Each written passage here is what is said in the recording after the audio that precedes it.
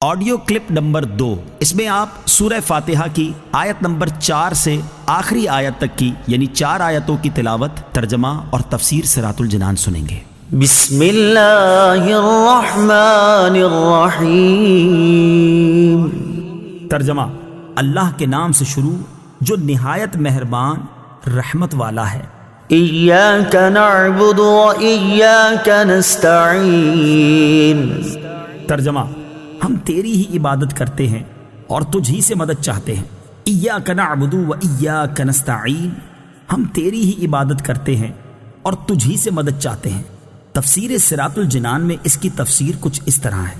اس سے پہلی آیات میں بیان ہوا کہ ہر طرح کی حمد و ثنا کا حقیقی مستحق اللہ تعالیٰ ہے، جو کہ سب جہانوں کا پالنے والا، بہت مہربان اور رحم فرمانے والا ہے۔ اور اس آیت سے بندوں کو سکھایا جا رہا ہے کہ اللہ تعالیٰ کی بارگاہ میں اپنی بندگی کا اظہار یوں کرو کہ اے اللہ عز و جل، ہم صرف تیری ہی عبادت کرتے ہیں، کیونکہ عبادت کا مستحق صرف تو ہی ہے اور تیرے علاوہ اور کوئی اس لائق ہی نہیں کہ اس کی عبادت کی جا سکے، اور حقیقی مدد کرنے والا بھی تو ہی ہے۔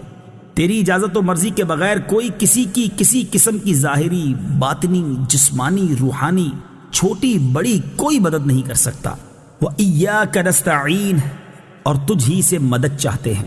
تفسیر صراط الجنان میں اس کی تفسیر کچھ اس طرح ہے۔ اس آیت میں بیان کیا گیا کہ مدد طلب کرنا خواہ واسطے کے ساتھ ہو یا واسطے کے بغیر ہو، ہر طرح سے اللہ تعالیٰ کے ساتھ خاص ہے، اور اللہ تعالیٰ کی ذات ہی ایسی ہے جس سے حقیقی طور پر مدد طلب کی جائے۔ اعلیٰ حضرت امام احمد رضا خان علیہ رحمت الرحمان فرماتے ہیں، حقیقی مدد طلب کرنے سے مراد یہ ہے کہ جس سے مدد طلب کی جائے اسے بالذات قادر، مستقل مالک اور غنی بے نیاز جانا جائے کہ وہ اللہ تعالیٰ کی عطا کے بغیر خود اپنی ذات سے اس کام یعنی مدد کرنے کی قدرت رکھتا ہے۔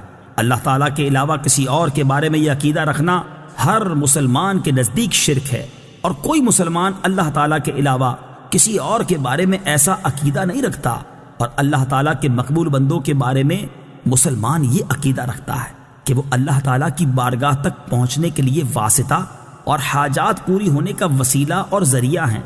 تو جس طرح حقیقی وجود کہ کسی کے پیدا کیے بغیر خود اپنی ذات سے موجود ہونا اللہ تعالیٰ کے ساتھ خاص ہے، اس کے باوجود کسی کو موجود کہنا اس وقت تک شرک نہیں جب تک وہی حقیقی وجود مراد نہ لیا جائے۔ یوں ہی حقیقی علم کہ کسی کی عطا کے بغیر خود اپنی ذات سے ہو، اور حقیقی تعلیم کہ کسی چیز کی محتاجی کے بغیر از خود کسی کو سکھانا اللہ تعالیٰ کے ساتھ خاص ہے۔ اس کے باوجود دوسرے کو عالم کہنا یا اس سے علم طلب کرنا اس وقت تک شرک نہیں ہو سکتا جب تک وہی اصلی معنی مقصود نہ ہو۔ تو اسی طرح کسی سے مدد طلب کرنے کا معاملہ ہے کہ اس کا حقیقی معنی اللہ تعالیٰ کے ساتھ خاص ہے، اور وسیلہ و واسطہ کے معنی میں اللہ تعالیٰ کے علاوہ کے لیے ثابت ہے اور حق ہے۔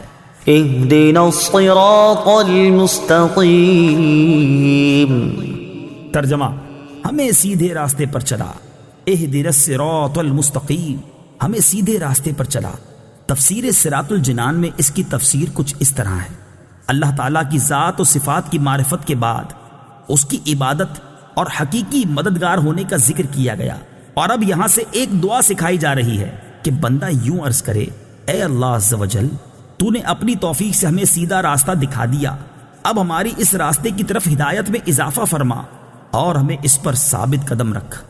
صراط مستقیم کا معنی، صراط مستقیم سے مراد عقائد کا سیدھا راستہ ہے جس پر تمام انبیاء کرام علیہم الصلوۃ والسلام چلے، یا اس سے مراد اسلام کا سیدھا راستہ ہے جس پر صحابہ کرام رضی اللہ تعالی عنہم، بزرگان دین اور اولیاء اعظام رحمت اللہ تعالی علیہم چلے، جیسا کہ اگلی آیت میں موجود بھی ہے۔ اور یہ راستہ اہل سنت کا ہے کہ آج تک اولیاء کرام صرف اسی مسلک کے اہل سنت میں گزرے ہیں۔ صراط الذین انعمت علیہم غیر المغضوب علیہم ولا الضالین۔ ترجمہ: ان لوگوں کا راستہ جن پر تو نے احسان کیا، نہ کہ ان کا راستہ جن پر غضب ہوا اور نہ بہکے ہوئوں کا۔ صراط الذین انعمت علیہم، ان لوگوں کا راستہ جن پر تو نے احسان کیا۔ تفسیر صراط الجنان میں اس کی تفسیر کچھ اس طرح ہے۔ یہ جملہ اس سے پہلی آیت کی تفسیر ہے کہ صراط مستقیم سے مراد ان لوگوں کا راستہ ہے جن پر اللہ تعالیٰ نے احسان و انعام فرمایا۔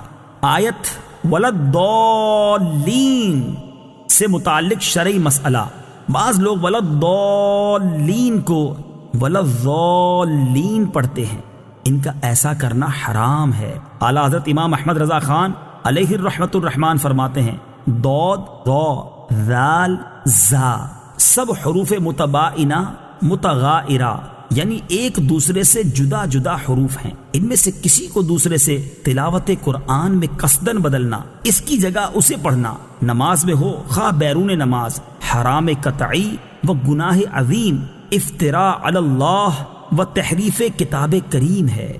آمین اس کا ایک معنی ہے اے اللہ عز و جل تو قبول فرما، دوسرا معنی ہے اے اللہ عز و جل تو ایسا ہی فرما۔